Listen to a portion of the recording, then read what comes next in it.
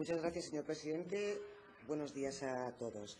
Se acaba de iniciar un nuevo periodo de sesiones, pero parece que los malos hábitos permanecen. Una vez más traen a esta Cámara los incumplimientos a los que nos tienen acostumbrados este Gobierno. 3 iniciativas aprobadas y 3 iniciativas incumplidas.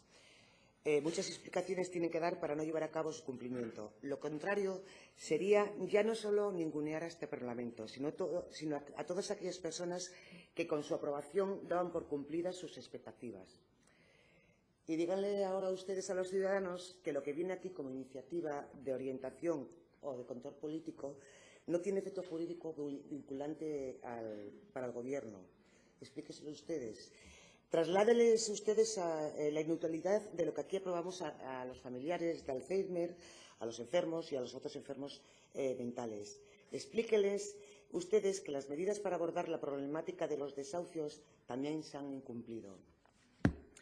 O justifiquen con realidades que las garantías de los principios constitucionales para los concursos de provisión de puestos de trabajo en la función pública autonómica se están cumpliendo tal y como ustedes han asegurado. Y permítanme un ruego. No nos traten como párvulos, no nos vuelvan a aclarar cuál es la utilidad parlamentaria, ni nos acusen de desvirtuar el funcionamiento de esta Cámara. Sabemos de sobra que ustedes son gobiernos y las responsabilidades que tienen y sus funciones, pero tengan en cuenta que el afán de los grupos de este Parlamento no es hacerles cumplir lo imposible. Todo lo contrario, creo que podemos darles dinamismo a su falta de acción.